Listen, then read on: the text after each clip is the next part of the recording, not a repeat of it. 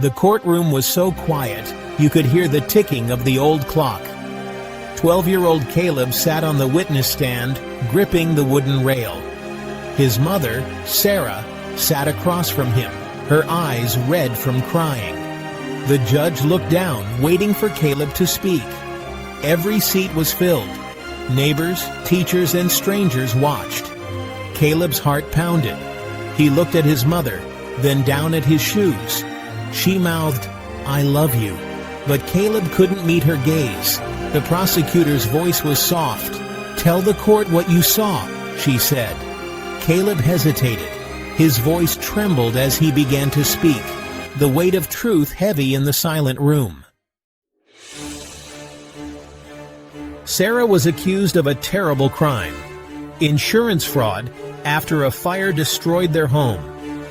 The fire had started late at night, flames swallowing everything the family owned. Investigators claimed it was arson. They said Sarah had set the fire to collect the insurance money. It was a story people whispered about in the grocery store, at school, and online. Caleb's testimony was the missing piece. He told police he saw his mother in the garage, holding a plastic container near the shelves where the fire began. The prosecutor repeated his words. "You saw your mother start the fire?" Caleb nodded, his voice barely above a whisper. Sarah's defense attorney looked desperate. "My client is a loving mother," she said. "She would never endanger her son." But the evidence was heavy.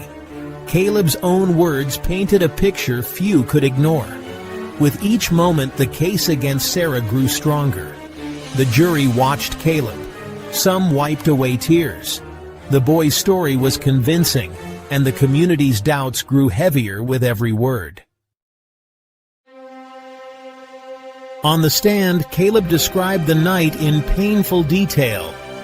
"I saw her with a red container," he said, voice cracking. "She poured something on the floor near the shelves, and then there was fire." The prosecutor nodded, satisfied. The words echoed in the silent courtroom. Sarah covered her face, shoulders shaking with grief. Caleb looked away. He didn't want to remember, but the story had taken on a life of its own. The prosecutor pressed on. "Did your mother tell you what she was doing?" Caleb shook his head. "No, she didn't say anything. She just did it." A video surfaced next. Grainy footage from a neighbor's security camera showed Sarah walking into the garage late that night, a container in her hand. The shape was blurry, but the timing matched Caleb's story. For a moment, it seemed like the case was closed. The defense attorney tried to object, but the evidence looked clear. Sarah's fate seemed sealed, her son's words and the video tying her to the fire. Tension in the room spiked. But then, something didn't fit. The judge leaned forward, his brow furrowed. "Mr. Miller," he said to Caleb, "you said the container was red. Are you certain?" Caleb nodded, but his voice was even softer now. "Yes, red. I remember." The judge asked the prosecutor to play the video again. Everyone watched, eyes glued to the screen. The container in Sarah's hand looked dark, maybe blue, but definitely not red. There was a murmur in the courtroom. Caleb's face went pale. He glanced at his mother, then looked away. "Are you sure about the color?" the judge pressed. Caleb's hands shook. He nodded again, but now his confidence was gone. The prosecutor frowned, looking at her notes.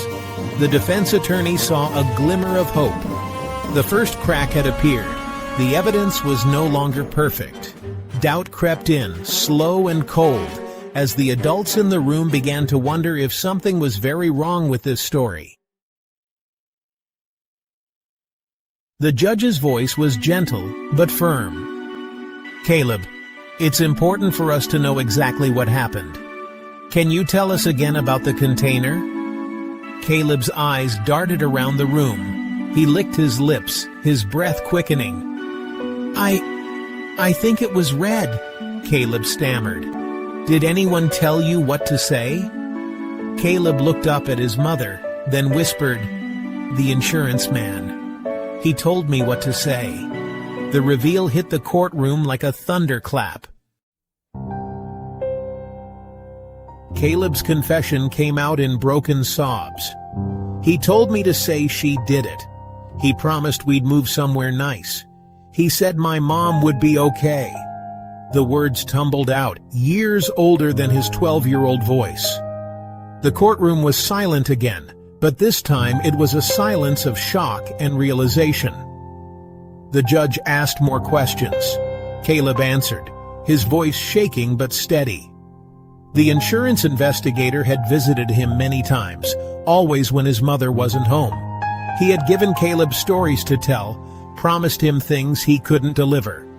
Caleb hadn't understood at first, but he'd wanted to help. He'd been afraid. The video was reviewed again. Experts analyzed it. The blue container was a cleaning solution, not gasoline. Sarah's movements were ordinary, not suspicious. Piece by piece, the truth emerged. The case against Sarah fell apart. Sarah sobbed openly now, but her tears were of relief. She ran to her son, arms wide, as the judge dismissed the case. The real story was out. Justice, long buried, rose to the surface. The courtroom emptied slowly, many wiping away tears. Sarah hugged Caleb close, whispering, It's okay. I love you. We'll get through this. Caleb cried in her arms, the weight of guilt and fear finally lifting. For the first time in months, hope returned. Outside the courthouse, neighbors approached to offer apologies, hugs, and support. The community that had doubted now stood behind them. Forgiveness was not instant, but it had begun. The pain of the ordeal would take time to heal, but mother and son faced the future together. The insurance investigator was brought to justice. The truth had been twisted, but in the end, it had come out. The system had nearly failed, but a brave boy's honesty had saved his family. Sarah squeezed Caleb's hand as they walked home, the sky bright after so many dark nights. Truth, the judge had said, is sometimes quiet, but it is always there, waiting for someone brave enough to speak it. In that small town, justice was not just a word. It was a promise that even the smallest voice could be heard.